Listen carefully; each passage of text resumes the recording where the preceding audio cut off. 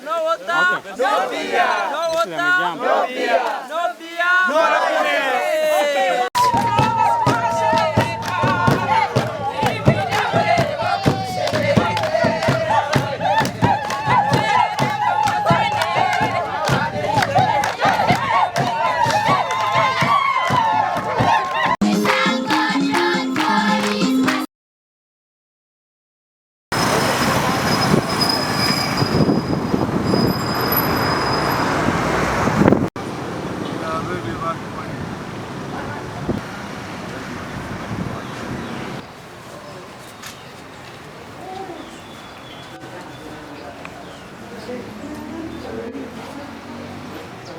Very innovative project. We are glad that all stakeholders are meeting here today for the first time. And it really gives us pleasure that we learn a lot of lessons from the implementation, from the history, to inform even further future programs as we move forward. So thank you so much, and we wish you all the best. He was closely working on this program. But that said, since we came as a team, the new NEMA team in the region, the activities that we have undertaken that have contributed to the catchment management have included wetland restoration. We have worked together with one of the NGOs called Accord, who facilitated our works in Mbarara. So we have been able to restore approximately 126 acres of the catchment, which directly feeds into the Rwizi. And so we are hopeful that with this kind of program, more areas are going to be restored, and then we can be able to have gains for the catchment. And it comes from all the way from Bueju, and it drains into the Lake Victoria in Chotera. So it is, when we are talking about this resource, there are so many stakeholders involved, and there are so many, different sectors that are impacting on this resource. So we really have a big challenge on us, but when we collaborate efforts, we know what is happening upstream, and we know what is happening within the midstream, and as well we collaborate with what is happening downstream. That's why we need to, like she's saying, what they are doing contributes, yes, and we need to really. That's why this integrated approach is very important. Cross that river with my legs. I would walk river. It means during the dry season we actually would struggle to abstract water. But because of a lot of work that has been done around that river during the marathons and so on, the catchment restorations and so on, last year we had the water full throughout the year. And I believe even this year I've not seen any reduction in the water levels, which is a big positive one for me. It's meaning it means actually what we have put in place is working for us. So for me, I appreciate what is going on, and I want to assure the team that we should not stop. Last time we had a meeting, a brief, World Water Week, and someone said, when will this end? And I was happy when the team leader highlighted that this is not ending. This is going to go on and on. So this is a fight, this is a struggle we are in, just to ensure that what we have, even our great-grandchildren happen to use this water for anything that they want to do. It's actually highlighted as a high risk. High risk because of the uncertainties with the existence of our river, and I think it's something that came out clearly. And this is one of the reasons as to why we had to come up as stakeholders to see how we can sustain what we have in place. So the team leader, NEMA, and a number of stakeholders, I'm sure this is not all. We have Latomil, we have a number of them that are part of this course on how we're going to manage restoring the river. On top of what is happening externally at Nile Breweries, we also have best practices that are actually being implemented to manage how much we use. And we have a policy, an environment policy that is actually guiding us on how much we manage our natural resources. Of course, this is going to include the water that we use and other raw materials that come in the manufacturing of our beer. So just to give you a hint of what was happening initially, if you look at the water usage, the water we used to use to make a hectoliter of beer in 2019, when we just started in 2013, there has been a very great improvement, because initially we had about 3.2 hectoliter per hectoliter of beer we used to have. But there's been great improvement. Currently we closed 2023 at 2.56 hectoliter per hectoliter of beer. So that means the best practices we're also running within the plant are working for us. However, we also have tighter targets to manage it as much as possible. We all know our global dream is to have less than 2, which we are currently dreaming, and also have initiatives to drive that. But we're also partnering up with the external stakeholders to see how we can make this resource as sustainable as possible, because we have a number of communities that are dependent on this. Even to include me myself at my home, I use the same water that is coming from this river. So it's not only about the beer, it's not about the factory, but it's about the communities that we actually share this resource with. So the team leaders hinted on what is happening. Thank you, and to the visitors, thank you again. I think most of the things that you said, and basically to bring to the attention of our stakeholders here, that as WWF we are grateful for the support from the ministry, from the government of Uganda, the Ministry of Water and Environment, and its mandated institutions, NEMA, the district, local government, the city authorities, and the civil society. We really appreciate the support from inBev. We have worked with the inBev support, I think, from 20, as far as I can remember, I think 2020. 2019, yes. Yeah, and that was when I was just 1 year old in WWF. So in WWF, we have a mission which states that we are working to stop the degradation of nature and building an environment where humans live in harmony with nature. Now, I remember when we were launching the first inBev contract at the Nile Breweries headquarters. I think now is the former director of corporate affairs. Yes, he said, and I like his quote, that for them as a business, they don't only sell beer, but they also sell happiness. So now, we cannot sustain happiness, especially in a community like this, when the water is dirty. Yeah? And you can also not sustain that business of selling happiness when you don't have water where to abstract water from. So it is something which is environmentally responsive to the government's drive to realize the development goals.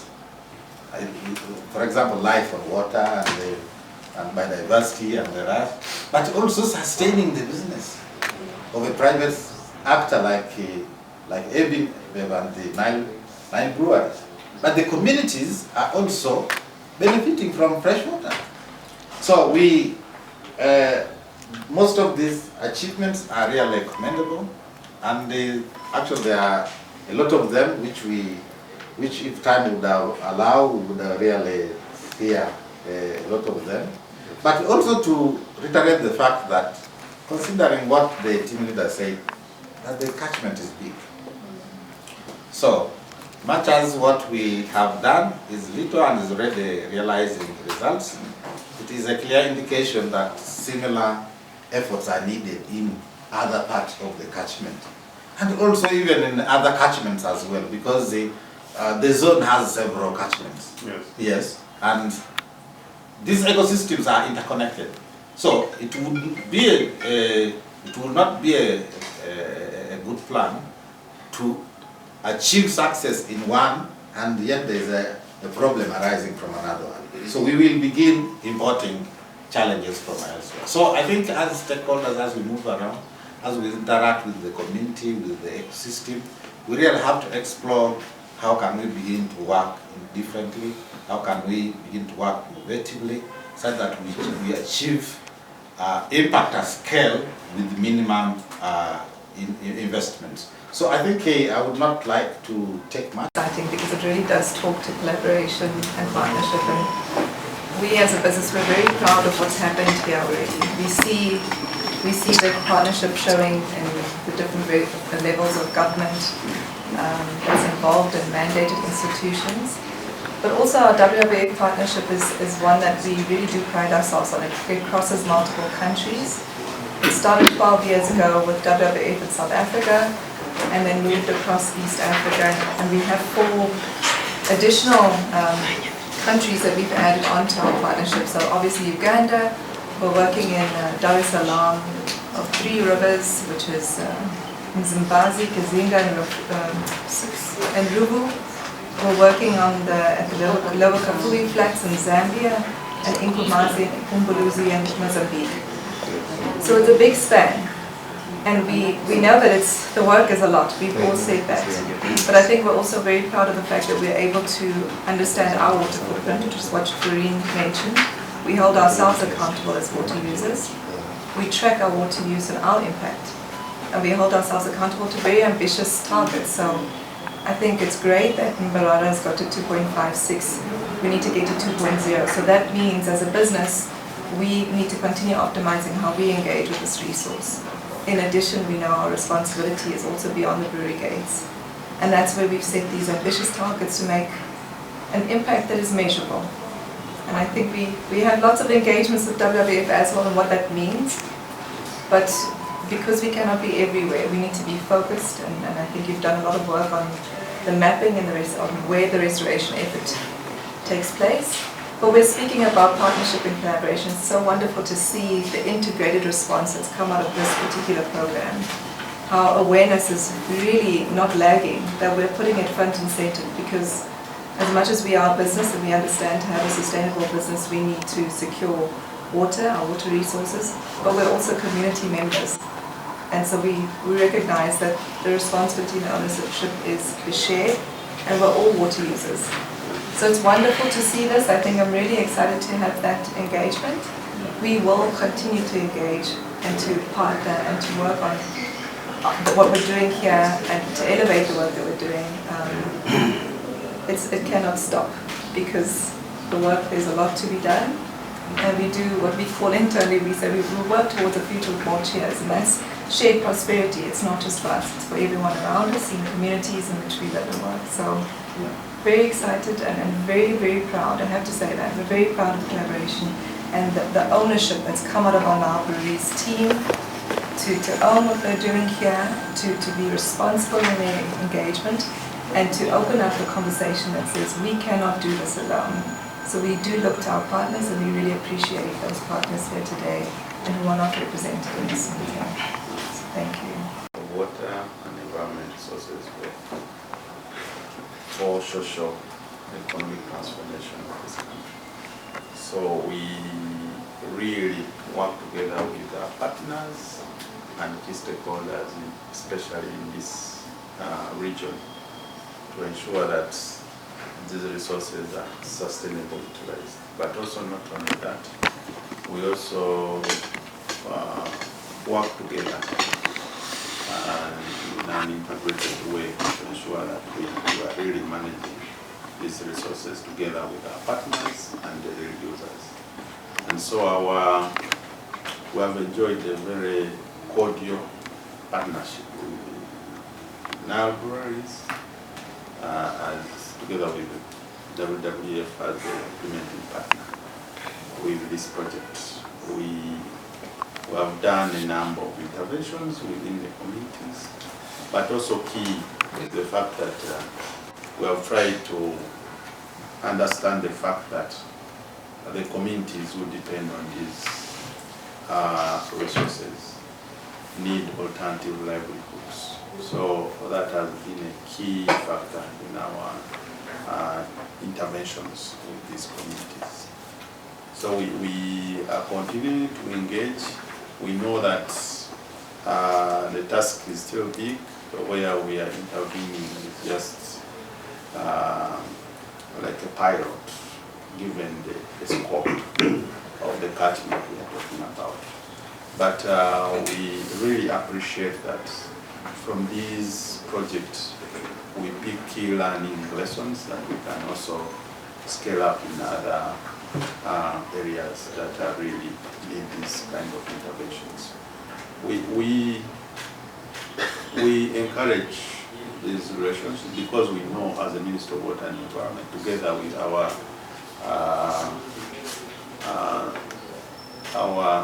authorities like NEMA, we cannot reach everywhere. And we know that the users of the resources who need it much more than us, the authorities, should be involved in the management of the resources. So this approach has been really, really key in our management of the resources, and we hope to also adapt it with other water users within this country, because we have want to change the narrative that if you are using the resource, you cannot contribute to really making it sustainable. Because much as we need to conserve, but also we need for our businesses, for all other needs, we need to ensure that the resource is sustainable. And you cannot achieve it unless you work together with the communities who are directly in contact with the resources on a day-to-day basis. So ours is really to really partner and provide guidance, because as a Minister of Water and Environment, we have already identified and come up with a plan of interventions. So we have what we call a catchment management plan that entails all what is needed to be done in order to really ensure that the resources will be available today, but also for the future. So we working together with partners like WWF and Nile Breweries. We really appreciate, because they tap into the plan that is already existing. And our role is just to ensure that we give that guidance and move with them in these communities, together with them, so that we can make sustainable changes in these communities. So we really appreciate the support from inBev, which is another company, Nile Breweries, and we have been hearing a lot from you. Now that you have come and this to really interact with us, we really appreciate. And we pray that this relationship even grows bigger, because I can say we are still in the beginning of these IWRN interventions in this region. But we know with the support we are getting and with the awareness that we have raised within the communities, we have done a lot of awareness. My colleague Rama has just mentioned about the run, which is one of the drives that we are doing to make sure that the communities are aware of the dangers of degrading and using bad practices around these catchments. We also recently had another awareness drive, which we call the Uganda Water and Environment Week. We had our regional activities just concluded last week. The development group, we thank the ministry for the partnership and for providing us that platform where we can work together and we enhance the efforts. The challenge is that our Rwizi resource is facing, they are really many. They cannot be managed in one shot or one go. But with the efforts of entities like Nile Breweries, WWF, and other players like Port, we have had an opportunity not to only tell the story about the successes that have been registered, but also go on and highlight the challenges. And for us, one of the best ideas that we came up with was the marathon. The ministry is doing work at policy level. The funders are existing at their own level, but for us, we link so much the local communities. We are born and raised here, and we know what this resource means to us. And we came in to see how we can link the people at the grassroots level to be part of the efforts that can be able to save our resource. So for as long as we are getting the support and the partnership is guaranteed, we are going to make sure that at the bottom, all those layers can be incorporated in the entire efforts of saving our resource. And then we have greater gains that can be seen for years and years to come. This area so far will help the institution in teaching, research, and innovations. We indebted to all the partners, Nile Breweries.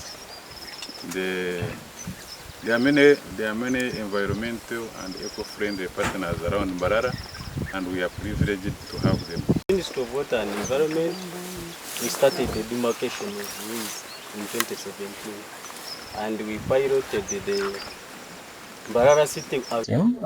Nile Breweries is a sister company to inBev, which is a global beer company, and we belong to the Africa zone. So both those enhance our commitment to biodiversity and ensuring that we commit more to ensuring that the River Rwizi is restored and is a reliable water supply source for the entire community of all the 12 districts where the river flows through. So we are planting bamboo here because it's one of those plants that regenerates quickly, but also it creates a buffer between the river bank and the community activities. And it means that silting is reduced and the river is therefore is not threatened. The overall aim of this is to ensure that each one that uses the river, we use the river as a business to make beer, but we also know that the community depends on the river for water, and we want to ensure that, and we have seen progress of the river regenerating. When the floods come, they are not as devastating. When dry season comes, the river is actually able to stay and the water keeps flowing. We're happy for the progress so far, and we pledge a continued effort to ensure that the river is kept alive. Please come closer. Come and support him. The sun is hot. Oh my gosh.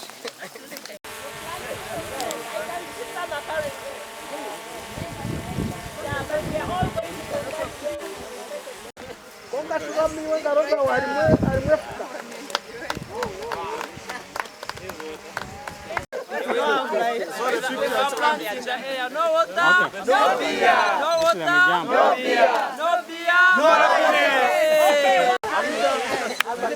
So let's plant that Okay, Rita. in commemoration of his birthday. Yeah. Rita? Yes. Just a bit. Some beer left. Some beers left. WWF, we thank our colleagues and partners from the government of Uganda through the zone here, the government agency, local government, also thank Nile Breweries, together with the community who work with here, brother. So what we are doing today is a case study for sustainability, for sustaining the ecosystem. We have a river down here, more ecological, lively, and plant this tree for God and my country.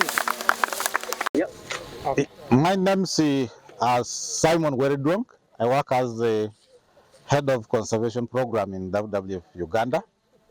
Today we are here to restore the banks of River Rwizi.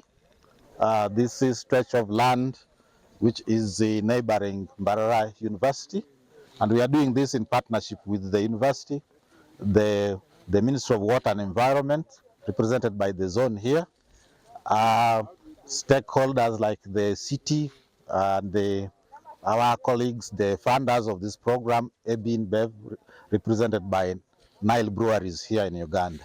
So the question today is, why bamboo in a riverbank? And what I want to tell members throughout the country of Uganda, or even internationally, rivers and river banks support people, they support biodiversity, they support the environment. Now, what has been happening here, if you were to come here a few years ago, all this vegetation had been removed.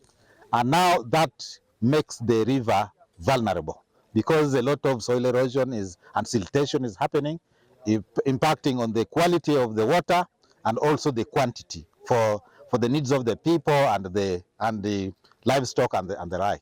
So bamboo in particular comes in as a stabilization plant for the bank. Within a very short time, you will realize that this plant has, within the 3 years, you will find that it has already covered here. But also when it grows and matures, the bamboo value chain, a lot of things can be made using bamboo.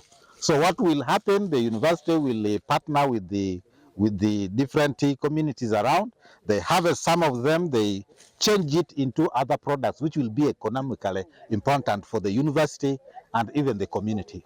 So in doing this, we are achieving the 3 key objectives. One, we are stabilizing the environment and specifically the river ecosystem. But 2, we are also building the economic resilience of the people living in this river bank. As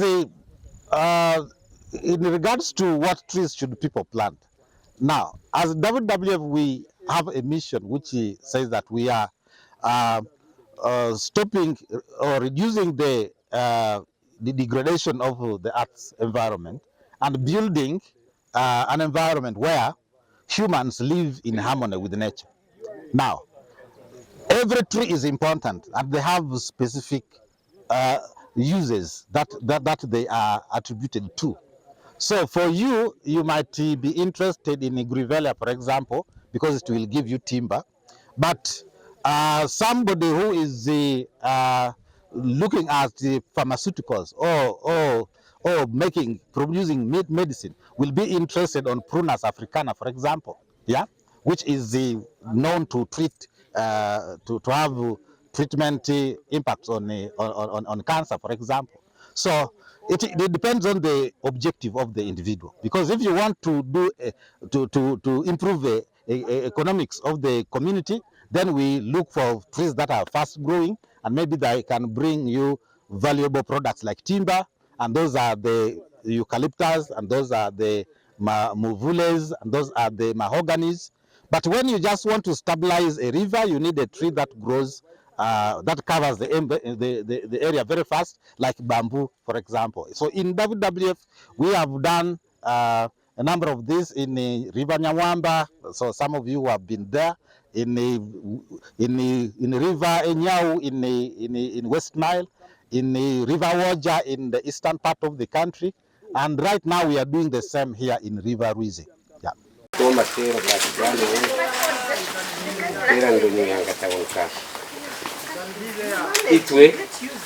Itwenda kubasima ukurugirira uko watwigise n'itwaka n'ibirungi turebere iyo baba abitongore kibatakizere tuce tukaba no tuya mu tuce ibintu bihanga tukaba tuya mu tuce buke konka iba twegesize atortocho tuyambere nkitwe abazire abina bana before. But because of this intervention, their yield has improved and they are even getting kaha n'urundi rujyaruguru aho ni ibitoki byanjye nkaga ukwezi kandi nshomesa abana bamwe baheze abamwe hatu umwe ari musini ya mukaga Gilwa University undi bari musini ya 4. For all that you have seen in regard to this plan school, some have gone through university and some are joining university very soon.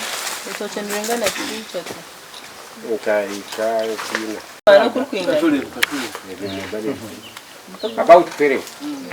12 acres. Okay. Twenda kwiga n'aba batakatire for example nkogu noreba rutocho rwogu turukushana no abo kubogu takutanga mizi de nobirebe kuregeye ati nitwarita ka mpaka mu Rwizi naho tugeza aho kumwegesa konka tureba takatire mani konka yatamwa mana katere mfuriki rutocho ndubonera kushira kuingana no You say even much kandi mfurege itwatire nyenda kubagambira ebe bimwari bakanisa abendiro twakozere group haragamo abakazabo ababere bintu baza kurkemche. When you come and do an intervention like this and it enhances the income of the farmer, it reduces the pressure you would go and impose down in the river.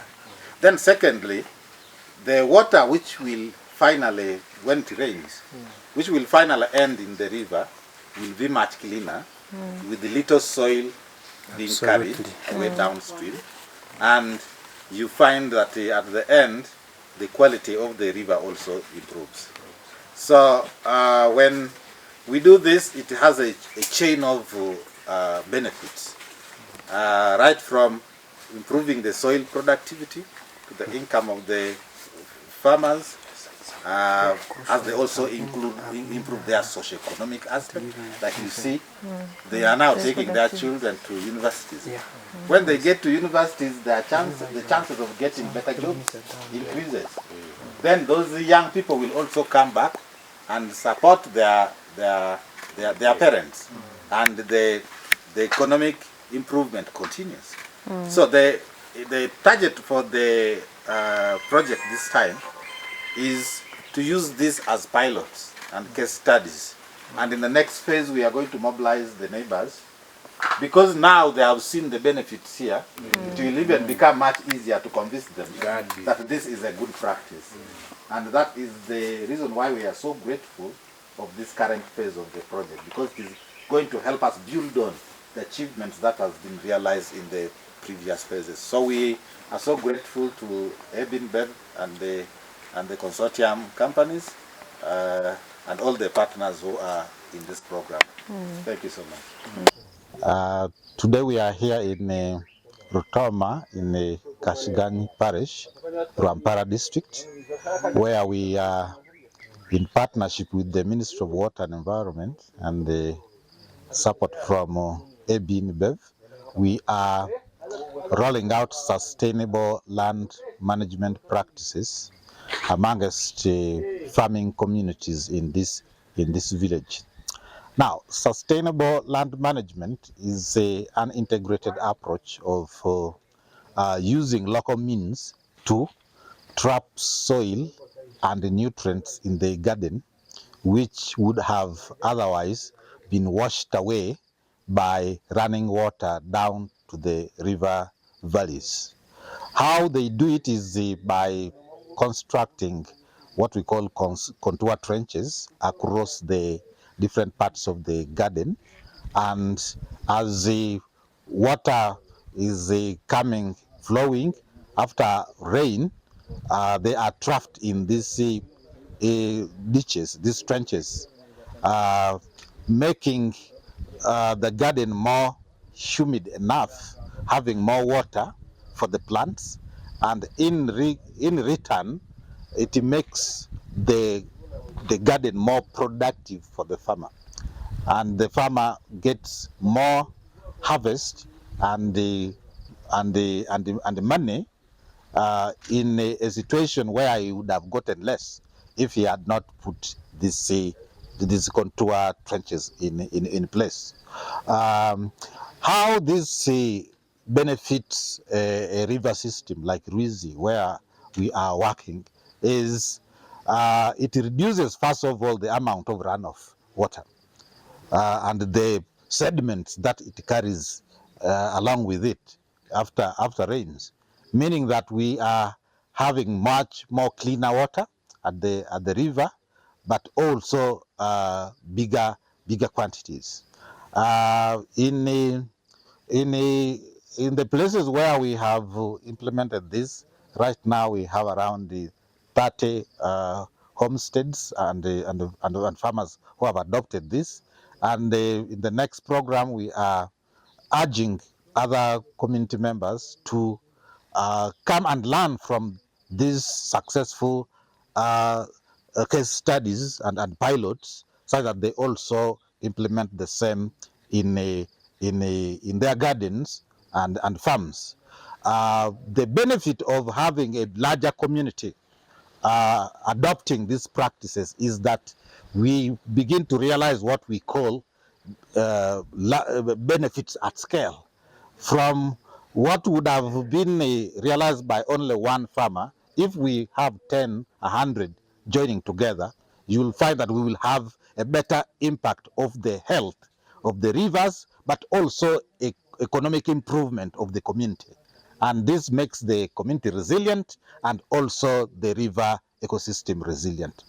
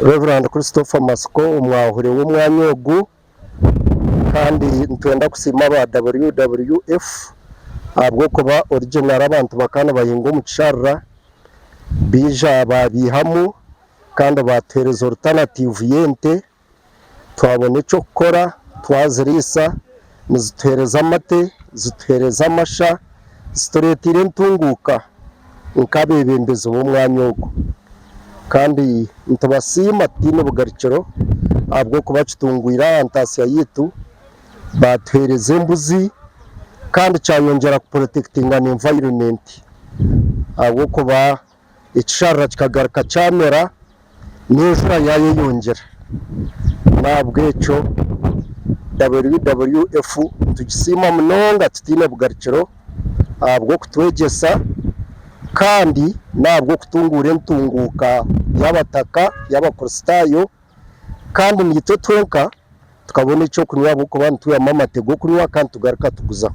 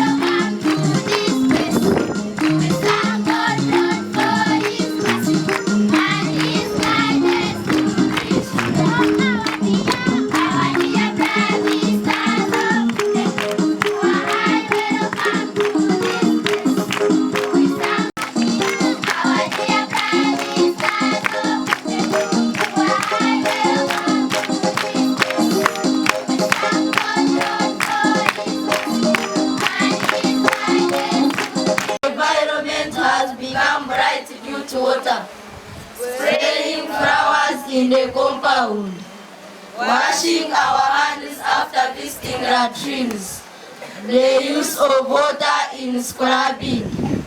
Water has helped us in mopping and generally personal hygiene.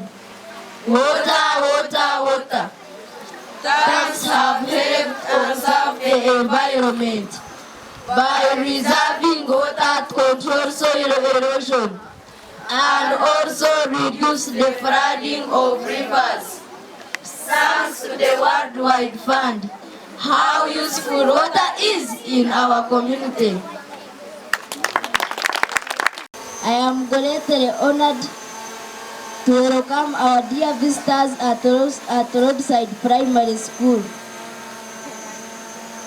We appreciate for the services you have provided, that is a provision of a water tank in our community.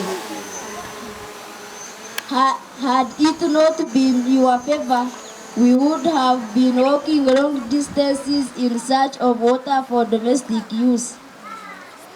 A vote of thanks go to the Worldwide Fund for your support for the people in our community. If need be, our school is also in need of a band. Thank you for your response.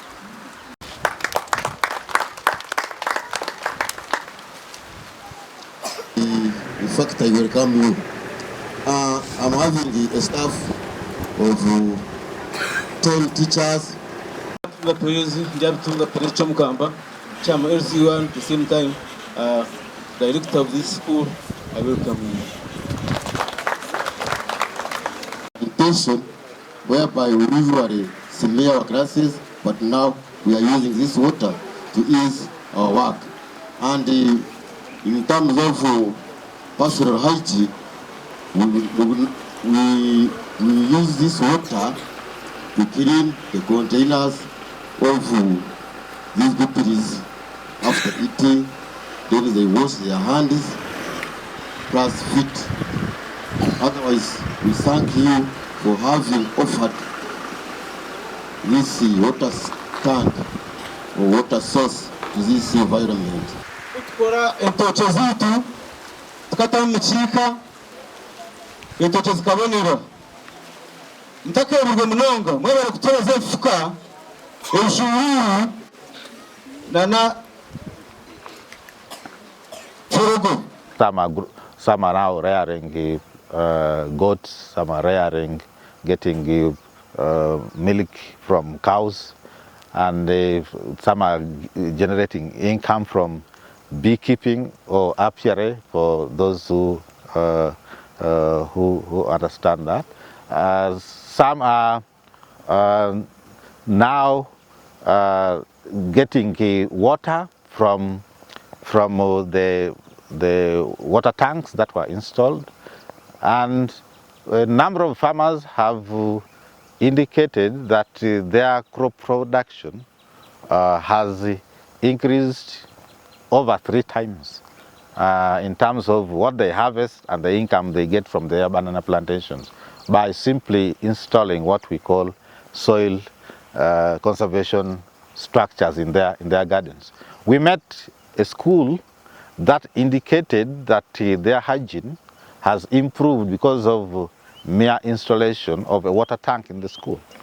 So these are some of the achievements that the partnership with the inBev and the stakeholders working in this project have realized over the last 3 years that have been implemented here. And for this, we thank the funders to this program, and we would like to call upon the entire country that all those communities who are living in riverbanks, it could be a challenge for when people begin to think, but what else will we do?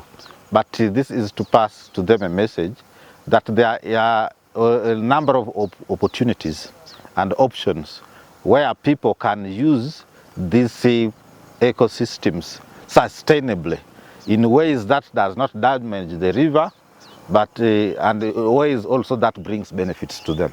And this is the reason why we call upon them to cooperate with the team that are doing implementation, and because the responsibility of restoring the river is upon all of us. It is not only one institution or one person. So all of us have responsibility or roles to play to ensure that the river ecosystem is sustainable. Otherwise, if the degradation we used to see before continues, then we will realize that life even becomes difficult. Imagine in this Mbarara city, a situation where River Rwizi dries. What do you think life will be like in this city? People will not even be in position to live here because there is no more water for drinking, for washing, for animals, for other economic activities, and that becomes a very difficult thing to do than working with the partners to participate in a restoration initiative. Thank you so much.